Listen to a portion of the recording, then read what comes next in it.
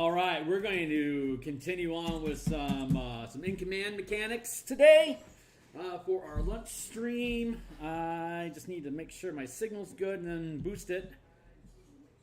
Sounds good. All right, I'm going to drop this in. Hey, if you check out the doobly-doo down below, there is, let's see, what am I doing here? Going to, burp, burp, burp. Let's go to live streaming. The final conversions of spells into the squad mechanics for in command publishing at DMsGuild. And then like a bunch of hashtag crap here, and then hashtag TTRPGs at wizards.com. No, that's not the one. Wizards D&D. Let's see. Guild Bulletin. There you go. And that's good enough for...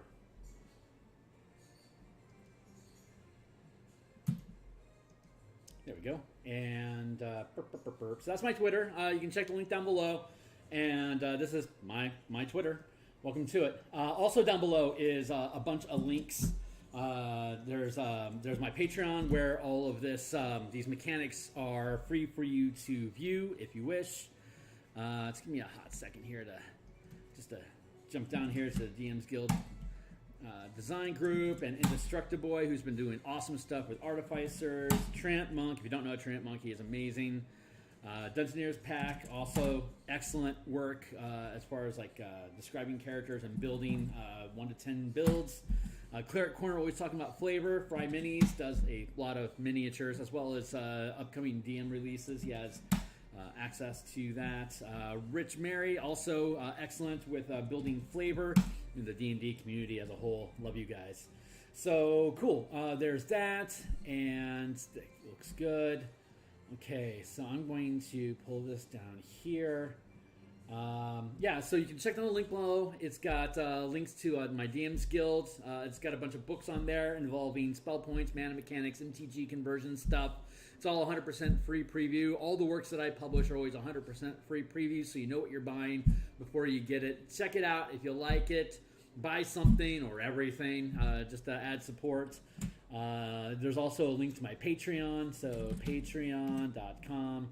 And you can see, bloop, you can go down here and just take a look at what I'm doing here. You can see that there's playtest for the In Command of Armies, Guilds, and Kingdoms here.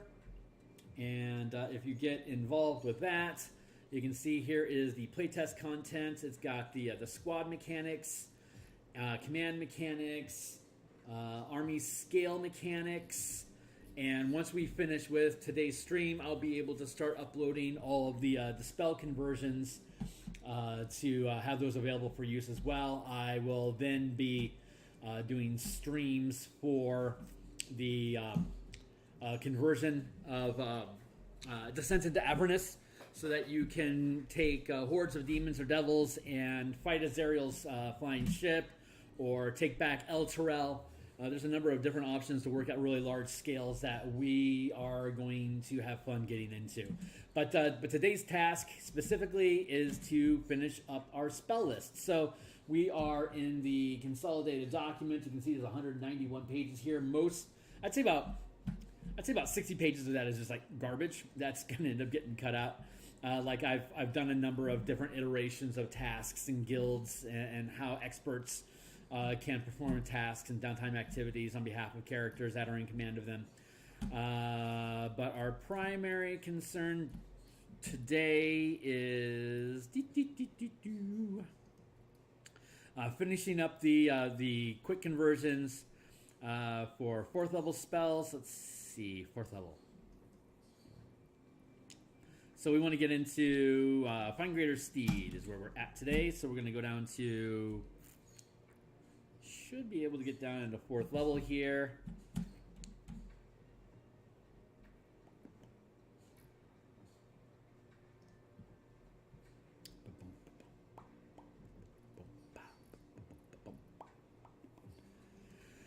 Just waiting to see, scrolling through all these spiffs.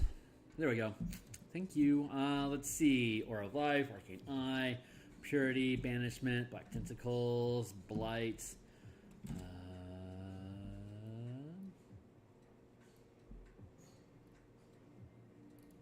think we've already started Charm Monster. Then we had that.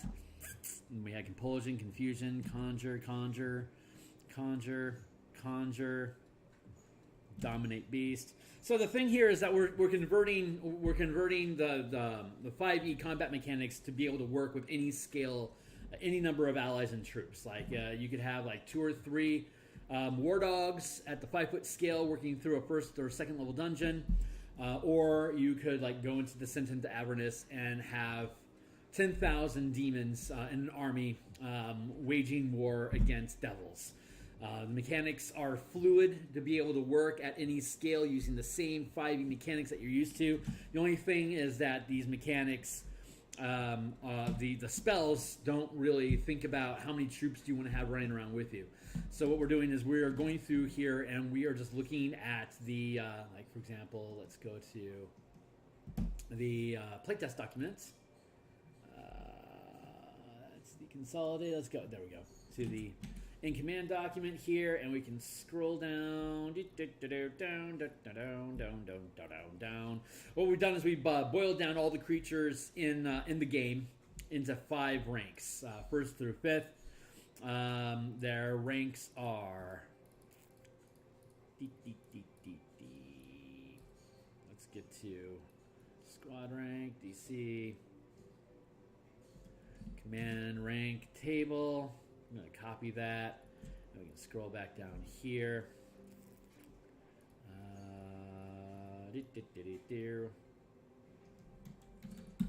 There.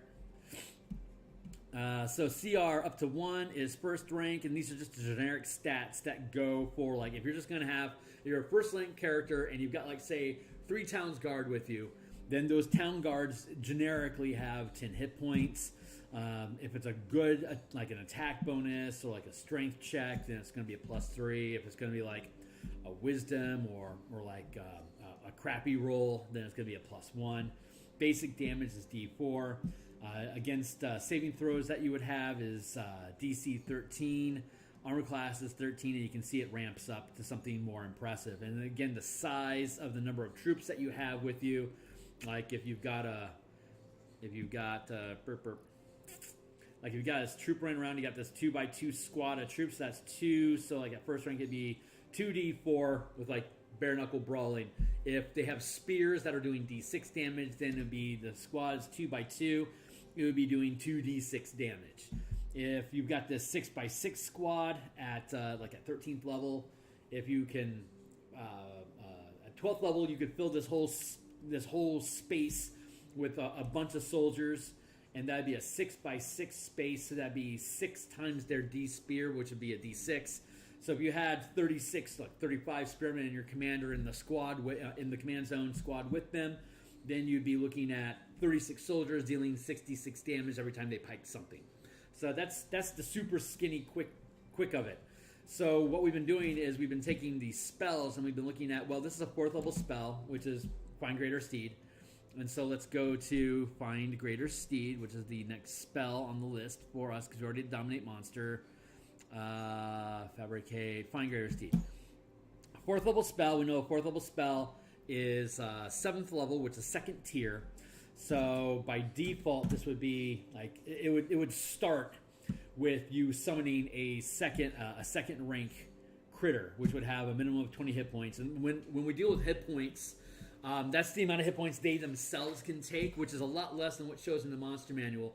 But the system is that while you're commanding them, you can use your own hit points to take hits on behalf of the creature.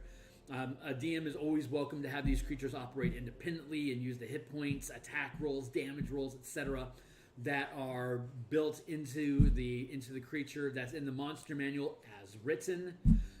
But that's like if you've got like 3 ogres in your squad, so you've got like an ogre squad, like a 4x4 ogre squad, size large, 3 large size brutes with you, that would be doing like 2d8 damage on their own normally. Well, as a large size squad, it's like a 4x4. So that'd be second rank is d4, d6. So second rank defaults to d6. It would be 4d6 damage that they would be doing, and you could have them attack with a verbal command, and then you could use as their commander a bonus action to give them a second command, and then use your action or your iterative attacks inside of the attack action to have them again attack and attack and attack, or be an attachment to your own attack, so that they're bonus damage on top of it. So it's the game is calibrated with the creature stat block in the Monsters of the Multiverse book, for example. The stats that are in there are calibrated for you, for creatures to damage you, and you can see that from the advancements in Tasha's Cauldron and everything, and new UA content that's coming out, that they have creatures that scale by level, and the scaling that they do in Tasha's by level is roughly pacing what kind of damage we see in these allies by rank, like a 2 by the hit points is per square, so or per facing. So a fifth rank is like a 17th to 20th level characters. If you have a Drake Warden that's gating in a dragon as a companion, the Drake Warden would be size large, which is a 2x2, and the Drake Warden in Tasha's has about 110 hit points or 100 hit points. 2x2 facing is 2 times 50 is 100 hit points. So it lines up. The way that we have it built is that you would be able to actually create a Drake at the end of this playtest content. Way down here, beep, beep, beep, beep. You got the Beastmaster and a Drake Warden. You can see at 15th level, Drake is gargantuan size, which is 4x4. So this Drake would actually have 200 hit points, not 100 hit points, as listed in Tasha's Cauldron and everything. So the scaling is it's very PC favoring. So using the new mechanics that we've been given guidance with from Tasha's, that's obviously the direction they're going to go with the 5.5 D&D whatever in 2024. This should be pretty compliant with those mechanics, but we're just building those generic stat blocks out to be able to service any creature you can possibly imagine. So it becomes more of just like a flavor skinning, whether you're doing like a horse or a cow. It doesn't really make a difference. They're going to be first rank creatures that are size large, so they're going to have 10 by 2 by 2 equals 2 times 10. That's roughly 20 hit points for a horse, which is about on par where it should be at. But again, while you're riding it, you can choose to take damage for that horse as much as you want. The horse never has to take damage if you don't want to. So it allows you to sustain your pets a lot better, and you can treat your squad as a pet. So if you hired a bunch of mooks to run around with you, those mooks don't ever have to die if you are willing to take hit points of damage on their behalf. And meanwhile, they can be dealing out their like two-handed sword damage, like a 2d12, 2d6. We'd scale it to just the d12 to make it easier. It'd be 2x2 as 3 of them, or if you have 9 of them, it'd be a 3x3 squad. So it'd be 3d12. They're all running around with great swords, and that's decent damage that you would be dealing out at, like, say, level 5. So that's pretty comparable. The way that this system works is designed that if you're using squads, you're normally able to hit basically a rank above where you're normally at. Like first, second, third level characters can take on ogres, like a squad of ogres.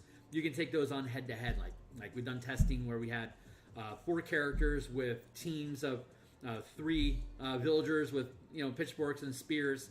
So you had a total group of 16 people, 4 heroes, and 12 villagers able to take on like 5 ogres. So a first level character, even a squad of them, would have a difficult time with 1 ogre, never mind 5 or even 8 ogres. But if you add in a bunch of troops with you, then you can potentially take care of them. So as a CR2, we know that an ogre is second rank, which is outscaling your level 1 to 4. So generally in command lets you hit 1 rank above where you're at, and or where your character is at. So it gives you more sustainability.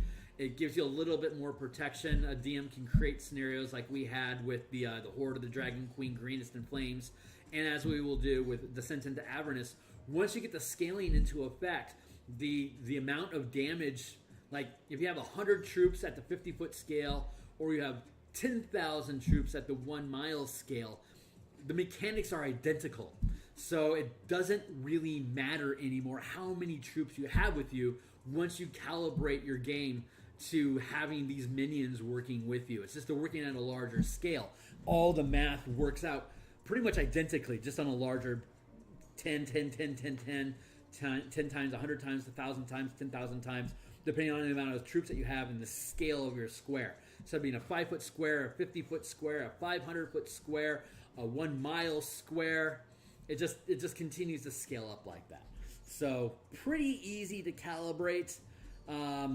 And the system basically is identical to how you would just do combat in a 5-foot square, except that spells are more limited in their reach because, I mean, if you're dealing at a 1 mile scale, you can at best target something that's in an adjacent square. You wouldn't be able to hit something that's like 5 miles away. It's just out of view. You can't do that. So because there's this upscaling effect, what we want to look at, the procedure that we're going through today is calibrating these spells to deal to, like, how does, like, if I cast Find Greater Steed, what kind of a critter does it give me that I can then translate into this 5-rank system? Since it's a 4th level spell, and a 4th level spell is generally a 7th level character acquisition, 2nd level for a paladin is 5th level, so that squares. So 2nd rank, this is your general basic medium-sized stat block that you would have for any critter that you summon. But if it's a steed, it's going to be large. So that means it's going to be doing, like, it's going to have not 20 hit points, but it would have 40 hit points. It wouldn't be doing D6 damage. It would be doing at least 2D6 damage. Or if the damage is better, like, say if you pull in a Triceratops or something, it's going to do like 3D10 damage. The DM can say, yeah, I want you to be able to do the listed stat block damage with the Triceratops because that's how I think it's appropriate. But this is designed to allow you to ignore all those variables because you're supposed to be getting beat up by Triceratops. You're not supposed to be commanding Triceratops. That's why Tasha has been doing this huge conversion project of making these allies and summons scale by level of casting spell slot that you spend, which is what this basic ally combat statistics duplicates just at the rank of 1 to 5. I guess we could do a per level breakdown, but there's such minimal difference between them that it's not really necessary. And it's not about just summoning one ally. It's about summoning anywhere from 1 to 100,000 allies to work with you at different scales. So, hey, Flutes, what you doing, man? Yeah. So yeah, I mean, and like if one of the examples I have in the book here is like Medusa, for example. If you're able to gather up a posse of like a dozen Medusa to run around with you, they are like 2nd rank critters, and normally the DC that you would have against their their petrifying gaze would be a DC 15. But if you get like 15 of them with you, it would be 1 by 1, and then 2 by 2, 3 by 3, 4 by 4. You had 16 of them. That's 4 by 4. That means it's going to go 15, 16, 17, 18. It'd be a DC 18 instead of a DC 15 because you got a whole bunch of Medusas looking at you. So it's like it doesn't matter where you look, there's a damn Medusa. So all the mechanics on how to scale stuff, it's all inside of there. So right now we're messing around with Find Greater Steed. So all I got to do is finish this 1, 2, 3, 4, 5, 6 spells. And we'll be done with the initial. Let me set a timer so I can keep myself pacing here. But once I get done with these, I probably won't bore you guys with the details of me going back through all of them to make sure they're all calibrating properly per level, per rank and stuff. I'm just doing the most basic breakdown of what these spells do for you. Since we know that Find Greater Steed is accessible to a Paladin 4th level. 4th level for Paladin is 12. But generally we calibrate these things to, let's take a look here.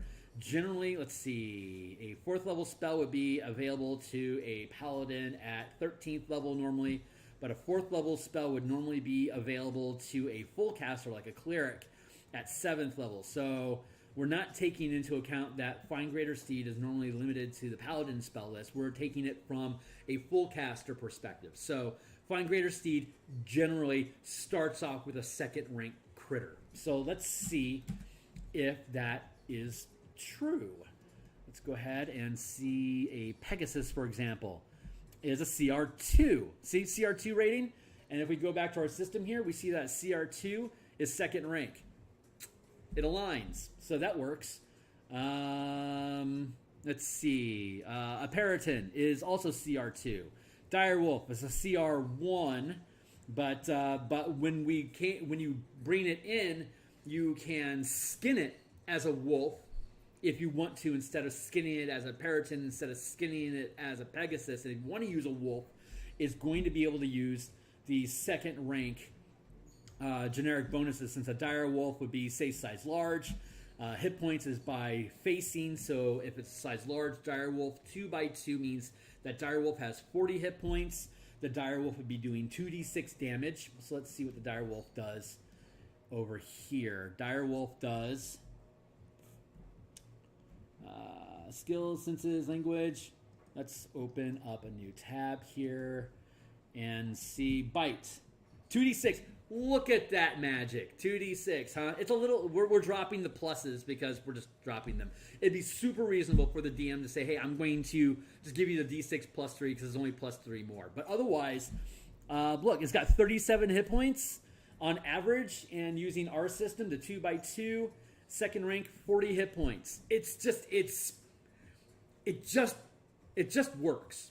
It just works. And so, like, if I had 500 dire wolves scaling up to the 500 by 500 foot square, it would be 500 dire wolves. And instead of them having 40 hit points, it would have 4,000 hit points, because you're working at 100 times the scale. And they wouldn't be doing 2d6 damage, they'd be doing 2d6 times 100 damage. But otherwise, the mechanics are identical. You just make your map scale into a 500 foot square instead of a 50 foot square. So like 1, 2, 3, 4 squares is your village. Then you got your surrounding forests, and then you've got a horde of orcs. Say you've got 3,000 orcs coming out of the forest to attack you, and you've got your 500 dire wolves with you that you've amassed because you spent an adventure negotiating peace with the dire wolf tribe, and now they're on your side. So now you've got 500 dire wolves at size large versus, say, 3,000 orcs that are medium sized. It's a fair fight, because that's about 2,000 squares worth of dire wolves versus 3,000 squares of orcs, which are only first rank, versus the dire wolves, which are second rank. The math, it just works. So I don't know if I cracked the code necessarily. It just works. It just works here, and so we can, like I have down here, like I showed earlier. And again, this playtest document, if you check the description on my Patreon, the Patreon gives you a link.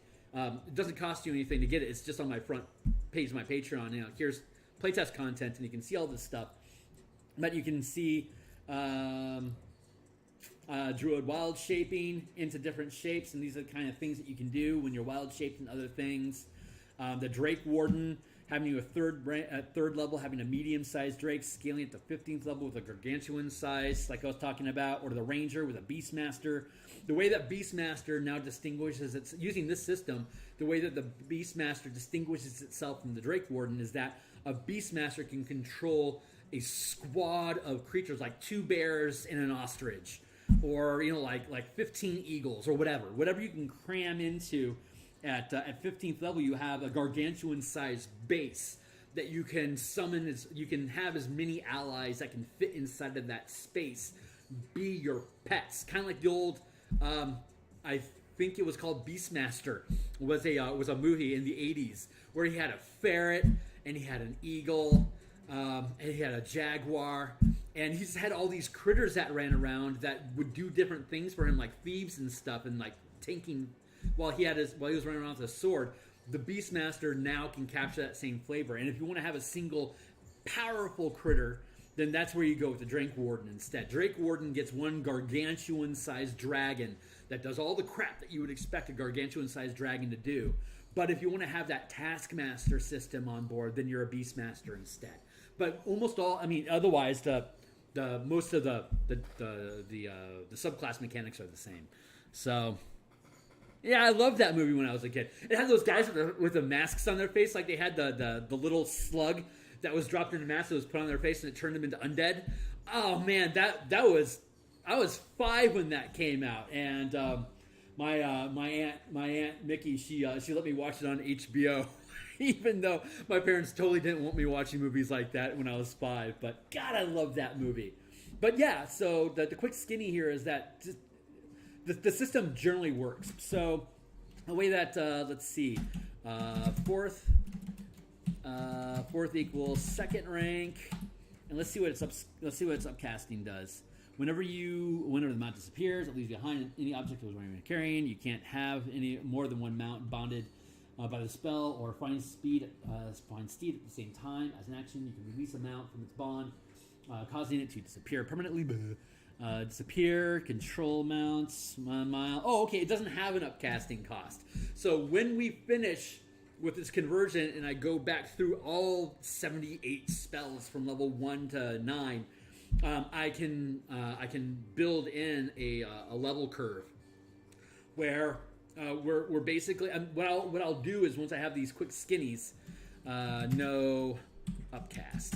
Like I'll be able to take summon aberrations, summon constructs, summon elementals, summon greater demon, and find the commonalities between all those spells. So I can just build a generic summoning spell that curves from level 1 to 9. It's like, well, if I use a 9th level spell slot, I know I'm going to get like a 6x6 squad of a dozen ogres or whatever.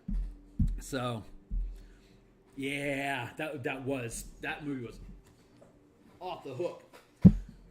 Off the hook growing up, but I love that. I always like he had like the ferrets or rogues, and the hawk was a harasser, and he had beast sense, so he could see through its eyes, so it was a scout. And then he had the jaguar as a heavy tank to work with him while he was using his sword. But man, cool squad. I mean, there's all sorts of cool stuff you could do with that. So yeah. Anyway, I'm geeking out. Forgive me. Let's see what's next on our block. Fire shield, movement, speed, that doesn't count. Giant insect is next. 4th level spell. Giant centipede, CR 1/4. You transform up to 10 centipedes, 3 spiders, 5 wasps, or 1 scorpion within range. God, that's really weird. Okay, well let's mark that down.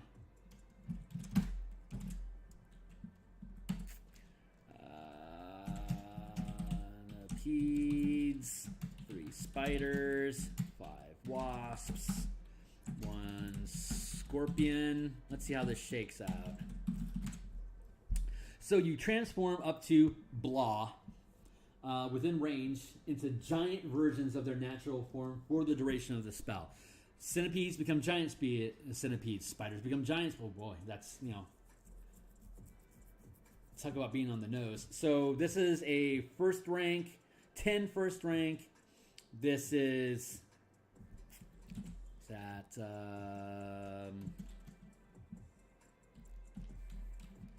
first rank.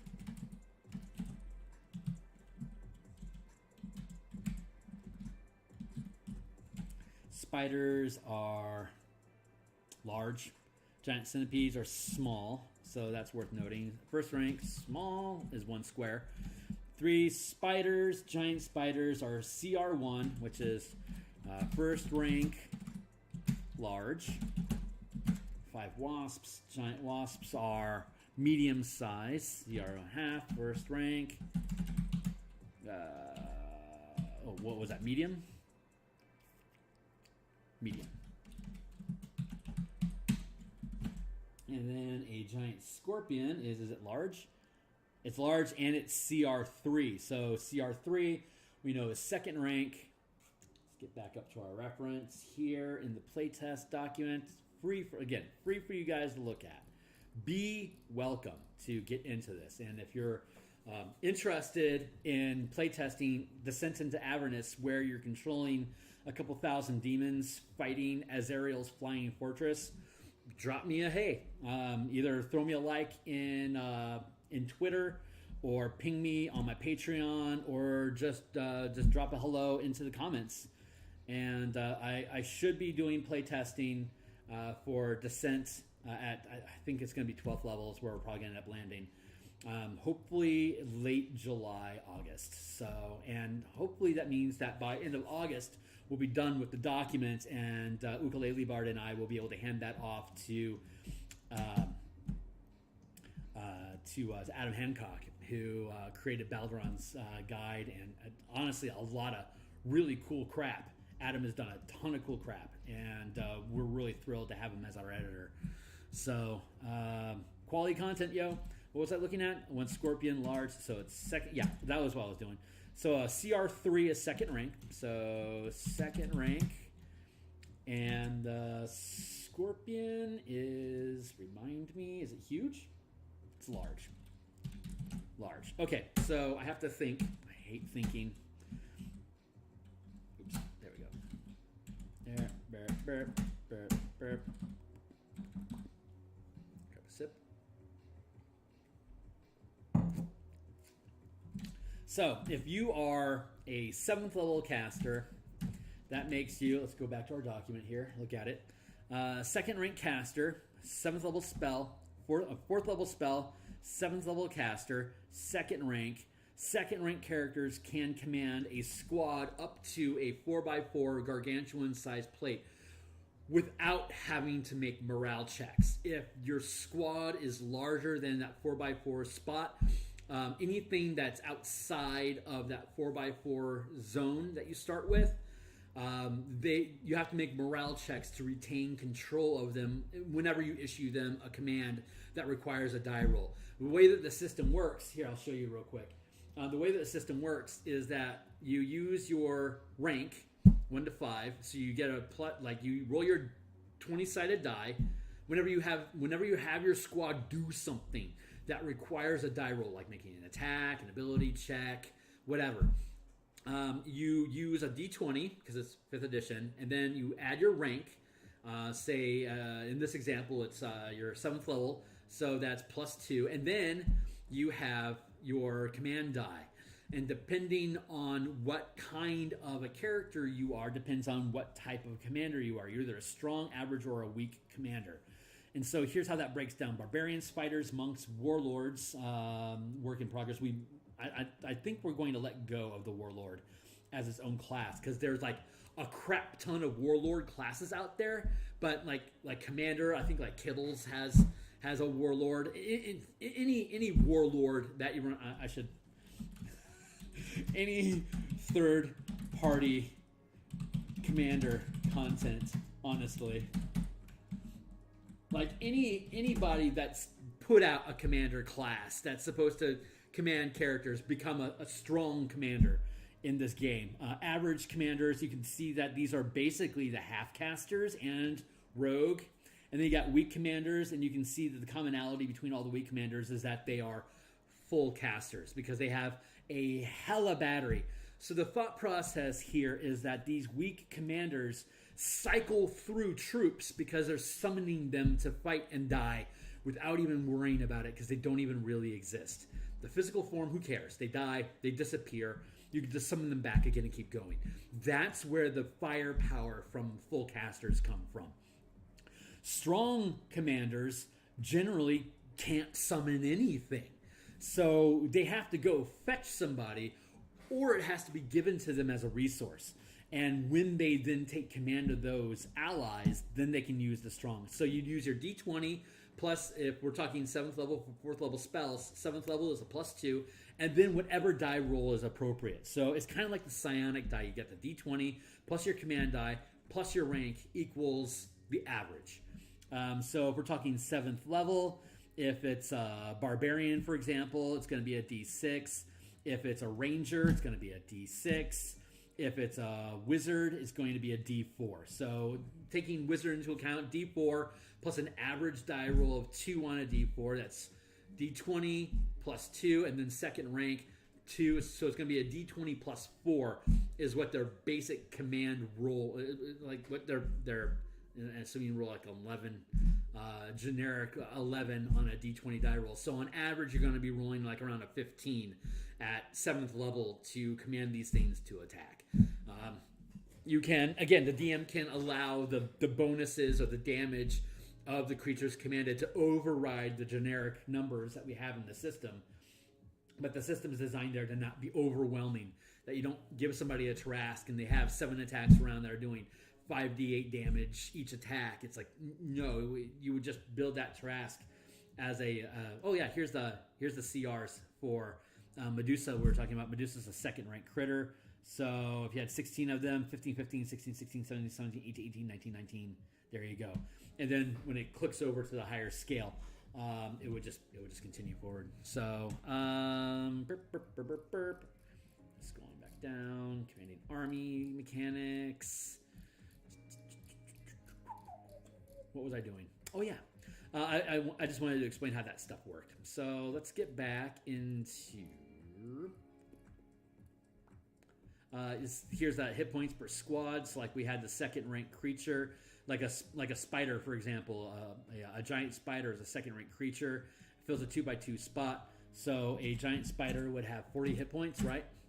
So let's look at a giant spider has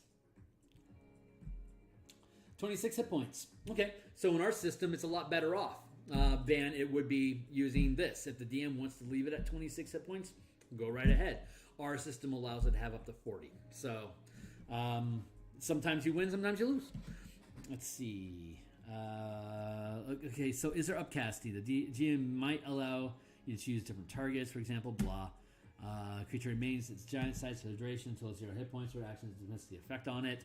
And it does not have any upcasting. Okay, so second rank, oh, that's what we were doing. We were looking at the rank and the size of the squad that can be commanded at. So we're talking about second rank. You've got a 4x4 squad, and you can transform up to 3 large. Okay, that's so a large size creature has a 2x2 footprint, right? And you can control 3 of them, right? So if you have your characters, for you to be able to do all the super cool stuff with your like to take damage for your troops and all that other stuff, you have to be inside the command zone. And here we're looking at a command zone. Like this is a 2x2 command zone. Your character has to be in zone with them. If you just send these guys off over here, like if this was out like this is a 6x6 zone, so that means like third rank, level 9+. You could actually command these 3 guys over here from your position here because it's still within the 6x6 block. But if you're only first level, you'd only have a range of 2x2. At 7th level, you have a 4x4 range, which is this block here. So you could have 1 spider, 2 spiders, 3 spiders, and then you have this large size footprint empty that you and say your mount could sit inside of. So this, yet again, the system is supporting the mechanics that we found for in command. So give me a second here to get these guys back on task. Equals 1 large, first rank. Let's see, 4x4. 3 spires, first rank large. Fills a 4x4 with 3 times large creatures. 10 centipedes, which are small size. So you have a 4x4 footprint, right? Which means you can fit in 15 plus you inside of that squad. These 10 centipedes easily fit inside that parameter. So fills a 4x4 with 10 times small creatures. This is 5 wasps, medium size. Fills a 3x3 with 5 times medium creatures. Let's restart that. Yeah, we're doing good today. So wasps, medium size, they can fly. So you can see that they're giving you less wasps that are able to fly. Scorpions can't fly either. 1 second range large, fills a 2x2 with 1 large creature. Like you could ride that scorpion and be in zone with it because it fills a 2x2 space, right? But since you're second rank, you can have a 4x4 zone as long as that scorpion is within 10 feet of you. It's within zone, so you could operate and you could take damage for the scorpion. Narratively, you're taking hits for it. If you wanted to ride on the back of it, MCDM had a cool goblin troop riding on the back of a huge size spider. You could easily do that with this. Since the spell supports, like you have scorpions have poison, so that's something you want to take into account. Wasps have flying. Spiders also have poison, plus they have webbing. Centipedes also have poison, so the poison spikes in its damage, like we were looking at over here. We saw that like if you sick 10 scorpions, let's go with 10 centipedes. They're filling a 4x4 space. They're going to have 40 hit points as a group. You got 10 of them filling a 4x4 space as first rank creatures. That is going to set a generic DC for their poison up to 1, 4x4, DC 14. Let's look at what the centipede can normally do. Open link in next page just to take a look at how this works. Bite. Damage if the poison and saving throw or take 10 3d6 poison damage. So deals d4 damage on a normal hit. So at the 4x4 scale, it'll be 4d4 damage. And then it wouldn't be that you would deal 3d6 times 4, 12d6 damage. No, what it would be 3d6 poison, but instead of having a Constitution saving throw of 11, it would instead be using the DC saving throw of 14. So it's going to do the same amount of damage. It's just that the likelihood of it's just going to be more difficult for you to succeed the check. So that's how the scaling works there. So the numbers don't get out of control. But yeah, it doesn't have any upscaling, so this is pretty compliant. Let's move on to the next one. Let's see if anything else pops up. Grasping Vine. Okay, well, let's look at this real quick. I don't think it qualifies, but let's look at it. You conjure a vine that sprouts from the ground in an unoccupied space of your choice. You can see within range. When you cast the spell, you can direct the vine. One bonus action. Lash out at a creature within 30 feet of you that you can see. That creature must succeed a dex save or be pulled 20 feet direction towards the vine. Until the spell ends, you can direct the vine to lash out at the same creature or another one as a bonus action on each turn. Okay, so that doesn't really qualify. Gravity Sinkhole, screw you. Guardian of the Faith, skip. Guardian of Nature. Call it transforms you, so that doesn't qualify. Hallucinatory terrain we deal with in the combat army section for modifying terrain. Flip over. Ice Storm, no. Locate creature, no. Faithful, no. Private, no. Odalix, no. Phantasmal Killer, single target only. Polymorph, that has its own rules. Private Sanctum, Lance, Resilient, Secret, Shadow, Sickening, Staggering, Stone, Storm, Summon. There we go. Summon Aberration. That's where we're at now. Let's see. You call forth an aberrant spirit. It manifests in an unoccupied square that you can see within range. This corporeal form uses the aberrant spirit stat block. When you cast the spell, choose Beholderkin, Slot, or Star Spawn, the creature. Okay, great. See, this is an example where Tasha is providing us a template to use. So let's take a look at the template. We're 7th level, 2nd squad. These are all medium-sized creatures. So let's see.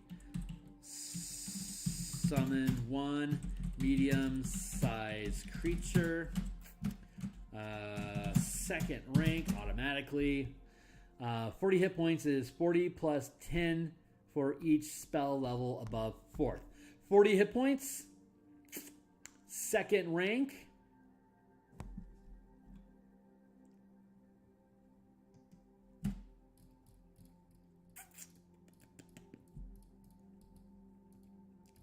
Let's scroll back up here. Let's see. 2nd rank. Medium size has 20 hit points normally, but again, you can take hits for your summon as you please. There's also like reactions you can take to gain resistance to an attack. So you actually end up having a lot more than 20 hit points because you can use your reactions to have the damage that you're taking, which effectively gives you 40 hit points. So that jives. It's just you arrive there from a different direction. But yeah, let's see. So where are we here? Aberrant Spirit, hit points, fly, hover. Damage is D6, D8. Second rank. Second rank deals D6 damage. So like in this circumstance, the DM could decide just arbitrarily that, yeah, we want to give you more kick for your spells. So you can have 40 hit points instead of 20, and you can do D10 or D8 instead of the D6 that our system assigns. So the DM can always override and provide you whichever stats are more beneficial if they want. Let's see.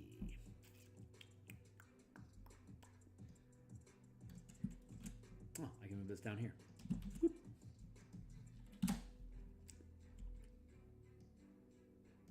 Get rid of that.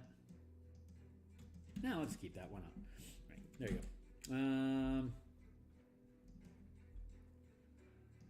Second rank. Upcast equals. Let's go to 5th level spell, which is 9th level, and 9th level is 3rd rank. 5th equals 3rd rank. 7th, which is 13th level, is 4th rank. And then 9th level equals 5th rank. Pretty straightforward.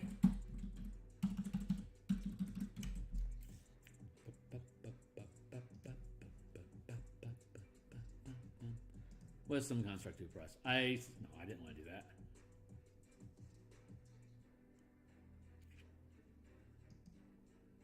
Thank you. You call forth a spirit construct, clay, metal, blah. Hit points, it's basically the same. So, summon one, what? Medium-sized construct. Medium-sized creature. 2nd rank. It doesn't say anything about gaining size. Only creature touches a construct. Okay. Creature is an ally at higher levels when you cast a spell using a spell slot of 4th level or higher.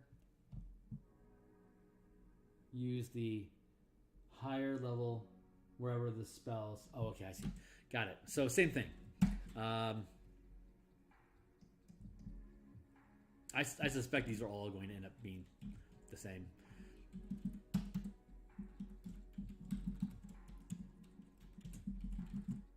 Boop. I reckon summon elemental is probably going to be the same.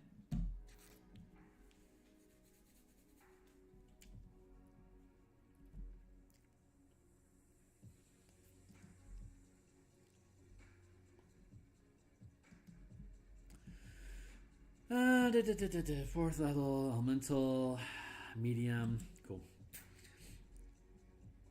These are all the same. There's different flavors. That makes my that makes my job pretty easy right now. And let's go to summon greater. Nope, this one's different. Excellent. Summon shadow. This is a 4th level, so summon greater demon. CR4 is still 2nd rank. That still lines up. And what about Balgura? CR5. And CR5, oof.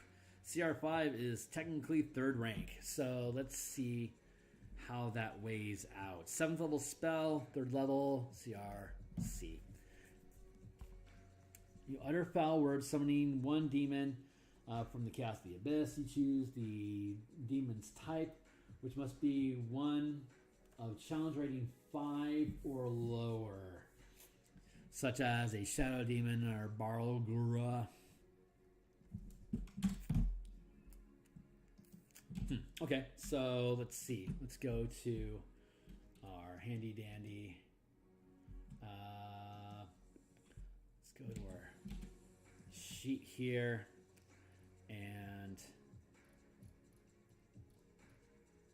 scroll down.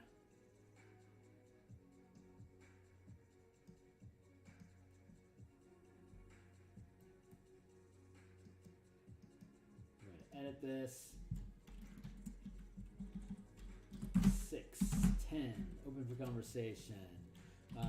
Summon greater demon equals 4th level spell.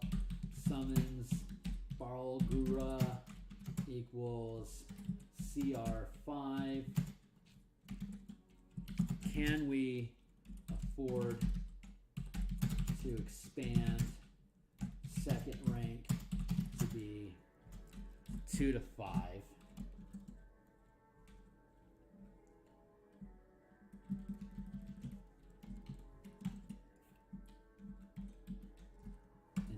Third rank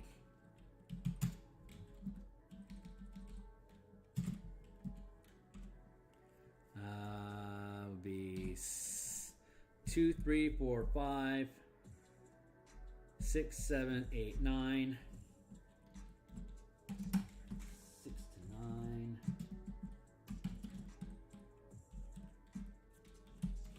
Fourth rank equals 10 to 14, 10, 11, 12, 13. Fifth rank equals 14 plus. Got 1/8, 1/4, 1/2, 1. So you got 4 at first rank, 2, 3, 4, 5 at second rank. This actually might work out. 6, 7, 8, 9. We'll have to look at the math. Ukulele Bard and I meet on a weekly basis to update on revisions, playtest, note, observations, and mechanical binds. So development phase here, stuff is still liquid. I think we may be able to make that switch. I don't know. It's debatable. It's debatable. Summon greater demon equals summon 1. What is the size of this? Medium size, and this is a large fiend. Ooh, Barlgura.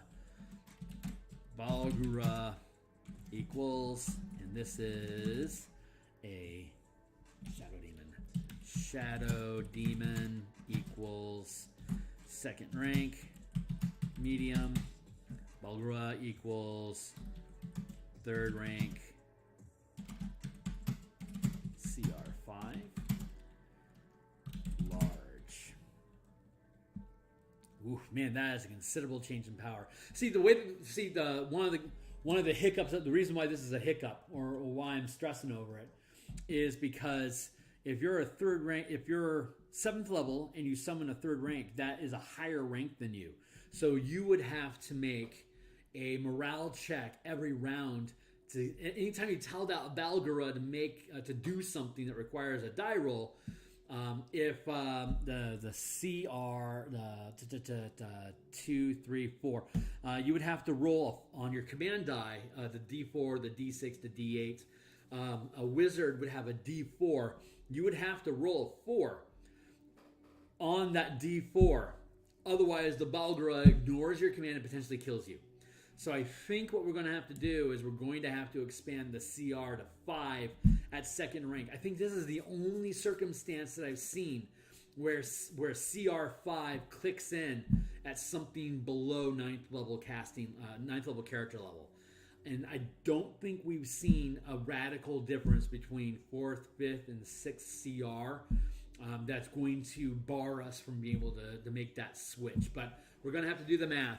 So that's going to be a conversation that we're going to have, Ukulele Bard and I, when we have our next get together, to see if the CR can afford to make that change. I suspect it can, but if we have a hiccup on that, then basically what we're looking at is you can summon a tougher demon than you can control. So good luck. that may be how it shakes out, but I suspect we're going to change it so that CR5 is going to sit inside a second rank. But let's see the rest of the spell. So at higher ranks, when you cast a spell using a spell slot of 5th level or higher, the challenge rating increases by 1 for each spell slot above 4th. So let's look at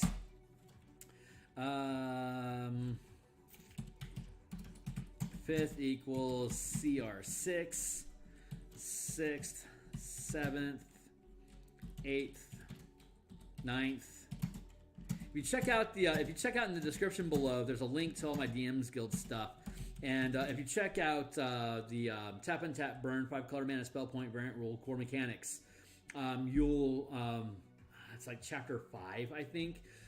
Deals with 10th level spell slots, which you gain at 19th level as a full caster. It's not like there's extra spells. It's just I push Wish to 19th level instead of 17th level. Honestly, as a DM that's ran multiple campaigns from level 1 to 20, pushing Wish back to 19th level is a good idea. I'm really surprised that Wizards didn't even attempt doing that, thinking that having people casting Wish for 4 whole levels before a campaign ends, there's no capstone. Like, why does a wizard need to stick to 19th level if you could instead take Action Surge, you know? Like, you can bail at 17th level because you don't need to gain any more spell power. You've already got everything that you want. Well, if you push Wish back to 19th level and have a 10th level spell slot available that they could pick up, then you could upcast to 10th level. So we would be able to implement upcasting to 10th level, which isn't core to this system. This system is working off of 5e core as it's written in the source books, but there's nothing that can't stop me from making a quick little peel out, pay what you want, that I would then be able to bundle in command with the core mechanics book. Say, hey, you can look at both of these things 100% free. Here's a little pay what you want that shows how you can use these mechanics to upcast to a 10th level spell and what benefit you would get from it, which is part of the curvature process that we'll go through. So equals CR, equals CR, equals CR. 8, 9, 10. So CR. So 5th level is a 9th level spell. 9th level is 3rd rank. So if we were to change this to a 6, this would line up. CR6 equals 3rd rank. Equals 3rd rank. Equals, at 7th level, you're 4th rank now. CR8 would still sit inside of, let's see, CR8 equals still 3rd rank. And then 6, 7, 8, 9, that would be pushing it back. Currently right now equals 4th rank, which is appropriate. And then CR10 is also 4th rank. So this spell, so what we would be able to potentially do is instead have something like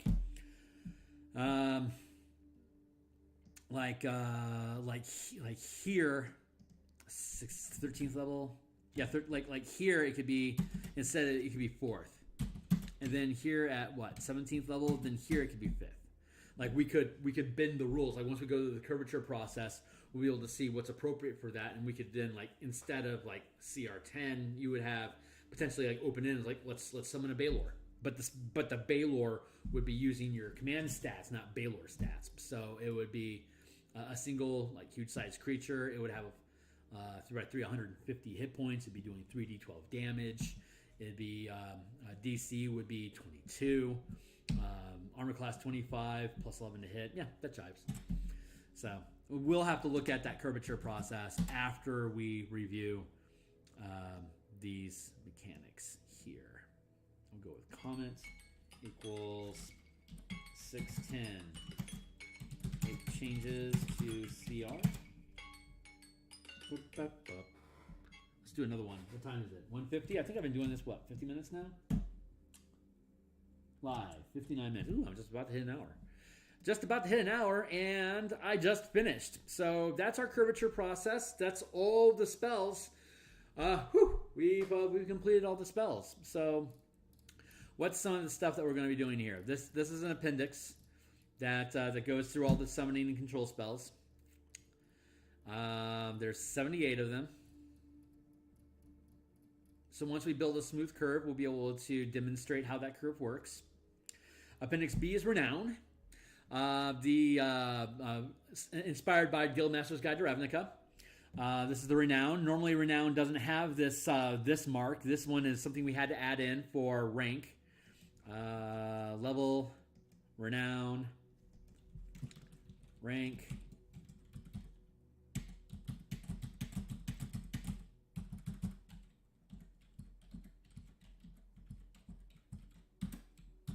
See, normally this isn't here, so you have that gap. I don't know why Wizards 7 and then 15, then 25. I guess I can see what they're doing there.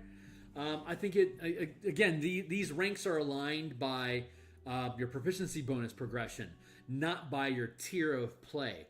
Honestly, I think it was a mistake for Wizards to build Renown by tier instead of by proficiency bonus. Obviously, you can curve things into match proficiency bonuses better, but once we go through the process of curving out the spells as we had above, we'll then be able to go through and like you can see Ravnica Renown, Azorius.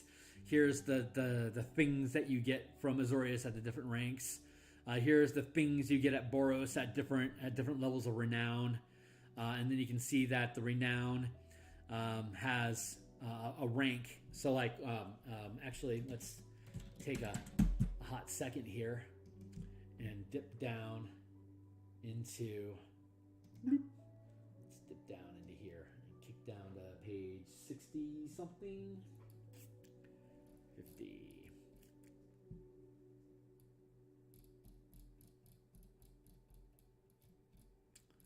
Let's find it.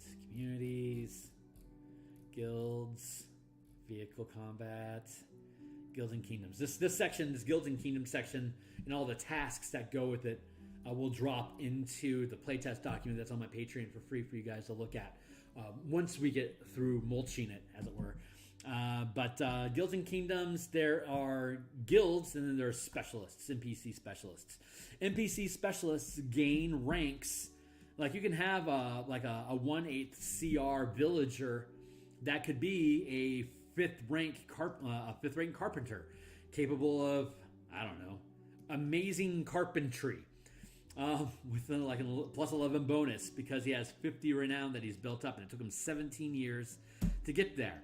So this is a master carpenter, the Jesus Christ of carpentry, and he's 5th rank with 50 renown. So this 50 renown allows you to create NPCs that have as much authority as the characters do, like a 17th level character is 5th rank by default. But you could have a 2 CR ogre that has 50 renown in say let's say he's an assassin. You have a 5th rank assassin ogre that can run around and can do assassin stuff with a plus 11 bonus, like sneaking up on you, poisoning you. It's an ogre, but the flavor that you have on here is that this ogre can do that. Like Boros, Rakdos in particular, has giants, of which ogres qualify. So you could have a Rakdos ogre poisoner that is 50 renown in the Rakdos organization that is able to perform poisoning and different assassination stuff with a generic plus 11 bonus. So that's what renown does. And so looking at the renown here, you can see rank, these squad. This isn't units anymore. This is really old. I haven't visited this in like 7 months, so we've evolved a lot since then. So the squad sizes you can command are larger, 6x6. Like this was 25. It used to be a 5x5 zone, but we expanded it to 8x8, and then 10x10, just from testing that we had done. Making it grow larger faster was better. So a 50 renown NPC with 5th rank can, at the 5-foot scale, command up to 100 troops. A 10 by 10 squad. If we're at the 50 by 50 foot square, that's going to be times 100. This would be 1,000 soldiers that you would be able to command at the 50-foot scale. Boros Legion makes a lot of sense. Simic makes a lot of sense. Otherwise, you would be able to have specialists of your rank or below, like Simic has claves of researchers and scientists creating new crasis. The crasis that you create at this renown level could be a 10 by 10, like Tarask size. Bigger than the Trask, 100, like 50 feet. Yeah, 10 by 10 is 10 by 50 feet by 50 feet. That's Tarask size.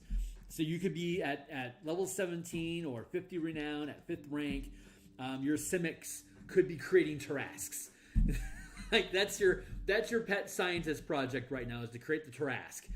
Great, that's within curve, and you would use the 5th rank 50 by 50. It would have 10 by 10, 10 times 50. It would have 500 hit points. Tarask out of the box has 675, so it's a little bit of a step down, but not big. Again, you could use your reaction to have, or probably in the Tarask case, ignore any damage. Damage type would be 5. It would be 10, so it would be 10 d12 damage that Krasis would be dealing. Oh my god, that is a 17th level fight. So bring one of those guys to your fight. That's the kind of stuff that Simic Conclave, the Simic Combine, could be bringing against you as 17th level characters if you piss off the Simic Conclave. That's the kind of Simic Combine. That's the kind of stuff they can throw at you. Anyway, that's on our horizon. Going back in and working on these different task mechanics. Let's scroll back up here. This is our living document where we're actively going through and updating stuff. The Guilds and Kingdoms we did 2 sessions back, I think. Session number 12, I think, was going through these mechanics. They're solid. They work. Super simple. Barely an inconvenience. Really happy about that. Now that we have all these mechanics in place, we can start going through and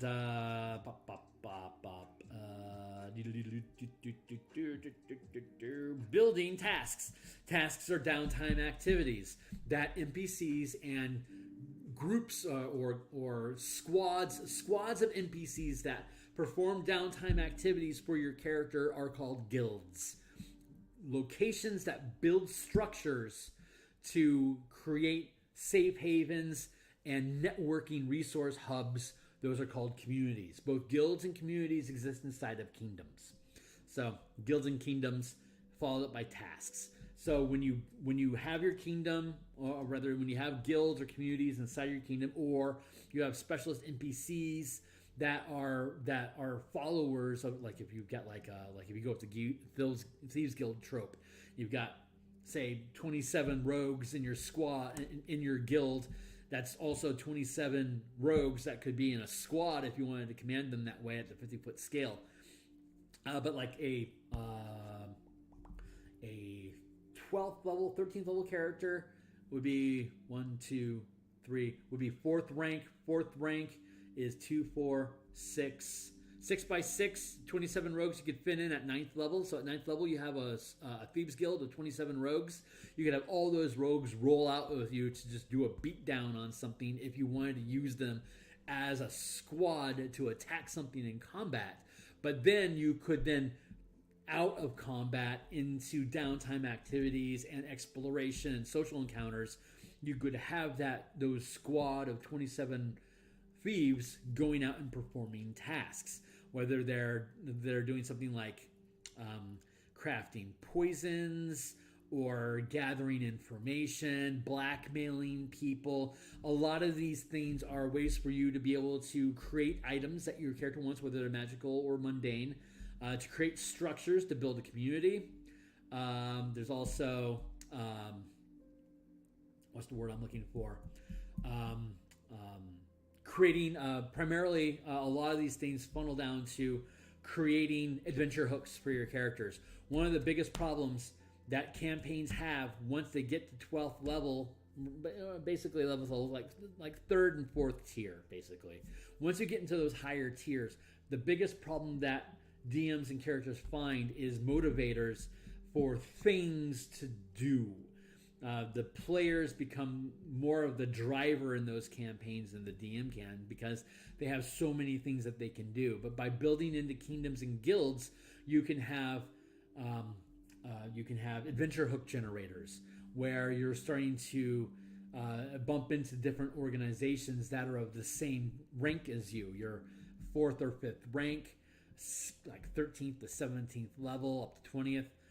You're really high powered, but say you get to 17th level, all the organizations that you're rivaling against are 5th rank also, because they have either the low level, but they have enough renown to be able to push that sort of resource, or they're a high enough CR that they're able to use their raw might to be of a proper rank for them to command lots of people.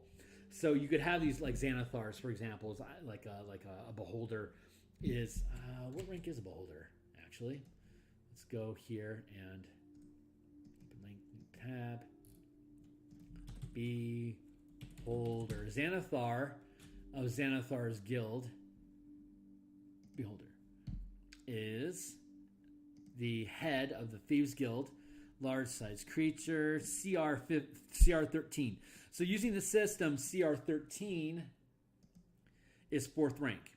So Xanathar would be a 4th rank commander overseeing his Thieves Guild, which we know would therefore be 4th rank, which means that he can perform basically any task in this system as a 4th rank creature. Or you could decide that he's got extra hit dice and he's CR 15, or just being around long enough has allowed his renown to surpass his CR.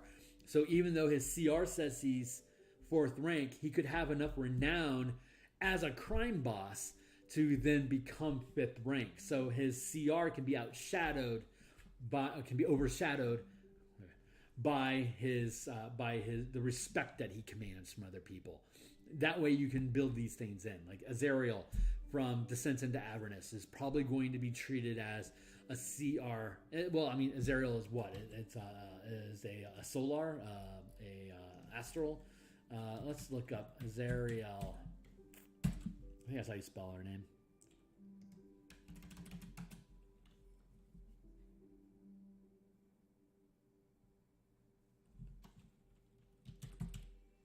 Azariel? Is that how we spell that? Come on, dude. Just give me the thing. Adventures, Baldur's Gate, Descent into Avernus. There we go. And then let's go over here and look at creatures. Come on, dude. Where is she?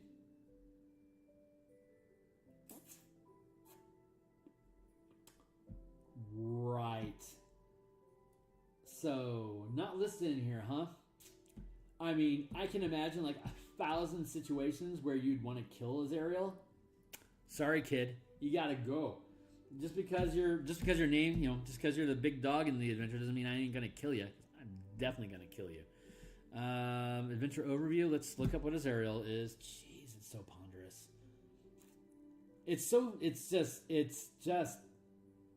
It's artificial that you would not have a situation where you would want to actually just kill Azariel. Let me see. Azariel, thank you. There's literally nothing that says Azariel's rank is. Is that true?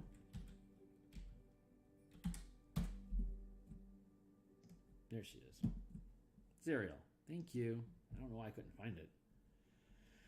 Large size fiend, devil, lawful, CR equals 26. So that's a CR. Yeah, CR 26 is 5th rank. So yeah, as anticipated, Azariel is 5th rank, which means there is nothing above her ability to command. Has infinite ability to command troops. Azariel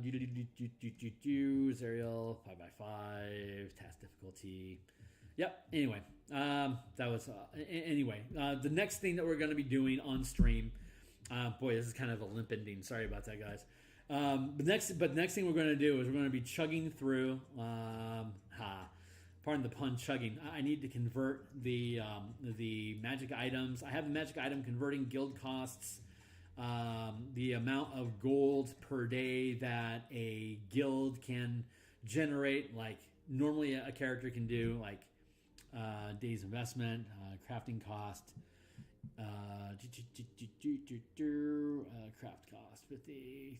Yeah, I need to convert these things, but it's like the rank is the amount of gold value you can produce each day. So like we'll have to build like a 5th rank organization, can build common magic items, days per invested rank. So like you could do a 5th rank common item, you could do crafting cost times 2. Clients must provide the gold for crafting cost, half for consumables. Furthermore, guilds can invest additional resources to reduce the crafting DC as detailed above. So like if it's a item rarity is common, days per invested rank. If you're 1st rank, you can create a common magic item in 5 days. If it's an uncommon magic item, 1st rank can create it in 10 days. Rare, very rare, legendary. Like a 5th rank crafting shop, would be able to create a legendary item of $100,000 value in a mere 50 days if you have the entire organization investing its full 5 ranks into creating this legendary object for you. So anyway, that's one example. Espionage, which is like infiltration. You can see the difficulties of infiltrating different organizations based on the rank of the guild that you're trying to infiltrate. Gathering intelligence, robbing the place, sabotage. These are some of like the tasks you can have your guild perform for you while you're off doing something else. But it also sets really easy rules for, how difficult is it going to be for me to, say, sabotage this bridge? Well, let's say that bridge is a 3rd rank construction. So it's going to be a DC 19 for you to create explosives, for example, to make this bridge collapse. Like that's how you can extract things from this system. It allows the DM to have a codified system of DCs per rank, and then setting the cost or the scale of how difficult it is to do something to determine the DC of performing that task. So we're trying to take downtime activities, which in Xanathar's and DMsGuild is generally your player can do these things and there's virtually no chance of failure. It's just how good do you do it. This allows you to say, hey, you the squad of saboteurs, I want you to go out and destroy this bridge, and you do it.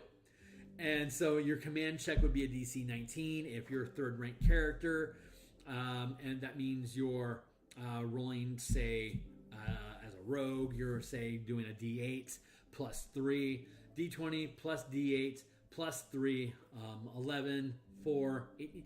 Chances are, like on a 12 or above, and a 3 or 4 on a D8, you're going to be able to send out the squad to successfully sabotage this thing. If it doesn't happen, then there's mishaps. And then we can build out mishaps. So that's going to be one of the next projects that we're going to be doing on these streams. So I'm going to go ahead and cut it here for the day. I really appreciate folks hanging out, Flutes. Specifically, thanks for hanging out with me today. I really appreciate you. But anybody else, be welcome. Drop me a line here in the comments below. Check out the other streams. Just thumb through what I got going on so you can see how this thing has been built out and progressing. We're getting pretty close to the final document being done. And once it gets to that point, then we hand it off to our editor, Adam, for him to churn through the content to make sure it reads good. And then it comes back to me. After the development and the editing phase, then we go into the page layout. So I'll be doing page layouts here on stream. And then once the layouts are done, then I'll come back through and we'll illustrate it. And I'll come back and you can check on my playlists below some of the illustrations I've done for other books that I've produced. So we're going to do that. We're going to do that same process. So I'm really looking forward to illustrating this book, and more so publishing it for you guys to take a look at. So thanks a lot for being involved. I'm going to go ahead and just stop it there, and we're going to cut stream. So like, subscribe, follow me on Twitter. Check out my books on DMsGuild, which are linked down below. If you like them, buy them, because that just, support is appreciated. Patreon support is super appreciated. There's not much going on right now. I'm only asking for $1, and I don't really offer anything else. It's just, hey, I'm posting free content for you guys to look at. If you like to cut a jib, give me $1, and I'll build that out into something a little bit more complex and robust in the future. But right now, I'm just trying to get things up and running. Definitely like and subscribe so that I can keep pushing the algorithms. If I can get YouTube to pay me to do this stuff, that would definitely make it worth my time. But we're building, and I'm not even 50 yet, so I've got decades ahead of me to be able to do this stuff, and I'm looking forward to going through that journey with you. So that's it. I'm going to cut out of here. I hope you guys have a fantastic weekend. We'll be back on Monday for Martial Powers to continue fleshing out the details for sustained and locking concentration for sustained powers, which is also in the Patreon link. You can check out how far we've come along in that document so far. Man, I got a lot of stuff that's going to be coming out in 2023. It's going to be a banner year for the Kearney. So I'd love to have you guys on board with me seeing that all happen. And hopefully I will. So see you on the other side.